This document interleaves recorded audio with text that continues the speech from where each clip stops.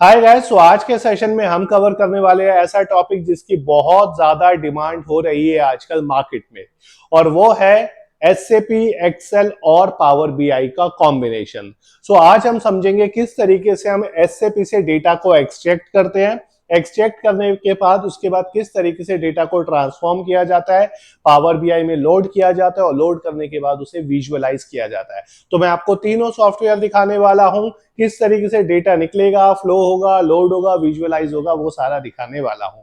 सबसे पहले अगर मैं बात करूं एसएपी की, तो एसएपी एक हमारा जर्मन बेस्ड सॉफ्टवेयर है और SAP is used to control and record all type of critical business functions, यानी कि एपी की ट्रांजैक्शन, एआर की ट्रांजैक्शन, आर2आर की ट्रांजैक्शन, एमडीएम की जितने भी क्रिएशंस होती हैं, एचआर की हायरिंग्स होती है, उनका एम्प्लॉयज का डेटा होता है, ये सारा काम हर डिपार्टमेंट के लिए जो एसएपी बना है उसके अंदर होता है। अगर मैं आपको एसएपी का सॉफ्टवेयर दिखाऊं, तो ये हमारा एसएपी का सॉफ्टवेयर है जिसमें मैंने एक वेंडर का लेजर निकाला हुआ है, वेंडर का नाम यहाँ पे लिखा हुआ है, यानी कि ये एसएपी का काम होता है। यानी कि एसएपी के अंदर हम रिकॉर्डिंग करते हैं, रिकॉर्ड करते हैं ट्रांजैक्शंस को। किन ट्रांजैक्शंस को? वो हो सकता है प्रोडक्शन से रिलेटेड हो, मटेरियल से रिलेटेड हो, सेल्स से रिलेटेड हो, फाइनेंस से रिलेटेड हो, एचआर से रिलेटेड हो, नंबर ऑफ ट्रांजैक्शंस जो होती है वो हमारी रिकॉर्ड होती है। और ये जो सारा आप देख रहे हैं एक तरीके का डेटाबेस है एसएपी के अंदर। अब इस डेटाबेस को मुझे लेके जाना है, इसे ट्रांसफर करना है कहां पे? पावर बीआई में। एक बार मैं इसे एक्सेल में एक्सपोर्ट कर देता हूं डेटा को। मैंने लिस्ट पे क्लिक किया, एक्सपोर्ट पे क्लिक किया और स्प्रेडशीट पे क्लिक किया, और उसके बाद इस डेटा को मैं लेके जाता हूं फर्स्ट एक्सेल पे। यानी कि जितनी भी रिपोर्टिंग बनती है, जितनी भी रिपोर्ट्स जनरेट होती है, वो रिपोर्ट्स जनरेट होती है एक्सेल में। यानी कि ये सारा मेरे पास एक्सेल का डेटा आ गया। मुझे देखना हो किन इनवॉइसेस की जो है वो पेमेंट हो चुकी है, कितने इनवॉइसेस मेरे ओपन है, अगर कोई रिवर्सल है किसी इनवॉइस का तो वो क्या है। यानी कि एक्सेल जो है, फर्स्ट हमारा एसएपी था जहां पे हमने रिकॉर्ड किया ट्रांजैक्शंस को। अब हम आते हैं एक्सेल के ऊपर। एक्सेल में क्या होगा? सारी कैलकुलेशंस होंगी, यानी कि जो सारी रिपोर्टिंग हमारी बनेगी वो सारी एक्सेल के ऊपर बनेगी। एक्सेल क्या करता है हमारा?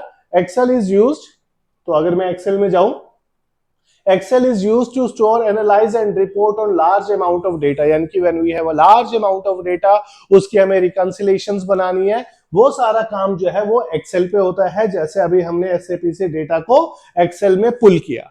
अब इस Excel के डेटा को मैं ट्रांसफॉर्म करूंगा जितने मुझे रिक्वायरमेंट होगी। अब ट्रांसफॉर्म जो होता है वो पावर बीआई क्वेरी एडिटर में भी होता है और Excel पे भी होता है। जब मैं इस डेटा को पावर बीआई के अंदर जो है वो लोड करूंगा, इस तरीके से मुझे डेटा दिखाई देगा। यानी कि अगर मुझे इस डेटा को लोड करना है पावर बीआई के अंदर, तो अगर मुझे गेट डेटा पे जाऊंगा, एक्सेल वर्कबुक में जाऊंगा, अगर मेरा एक्सेल में डेटा है, जो भी मेरा डेटा है, मैंने डेटा को सिलेक्ट किया, ओपन किया, और उसके बाद ये क्या होगा? यही डेटा मेरा पावर बीआई के अंदर लोड होगा। तो इस डेटा को जो है मैं लोड कर रहा हूं पावर बीआई के अंदर। यानी कि मैंने डेटा को एसएपी से निकाला, एक्सेल में ले गया, एक्सट्रैक्ट किया, ट्रांसफॉर्म किया, अब मैंने डेटा को लोड कर दिया। और लोड करने के बाद जब आप इस डेटा की विजुअलाइजेशन करोगे, पावर बीआई का रोल क्या आएगा? पावर बीआई का रोल होता है अल्टीमेटली जब हमारे पास लार्ज नंबर ऑफ डेटा होता है रिपोर्टिंग में, तो उसको मैं इजीली रीड कर सकूं,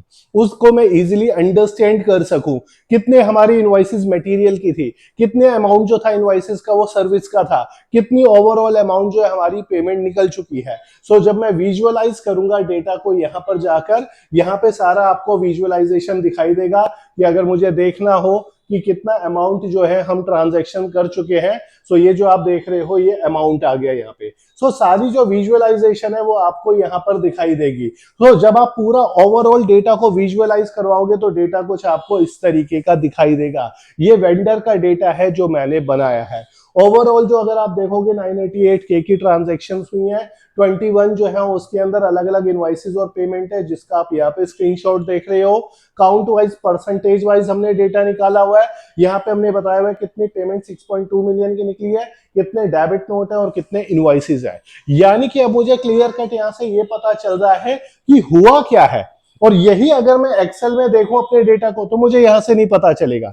ये यानी कि जब हम अपने डेटा को पिक्टोरियल वे में, जब हम अपने डेटा को ग्राफिकल वे में रिप्रेजेंट करते हैं तो वहां पे हमारा पावर बीआई का यूज होता है।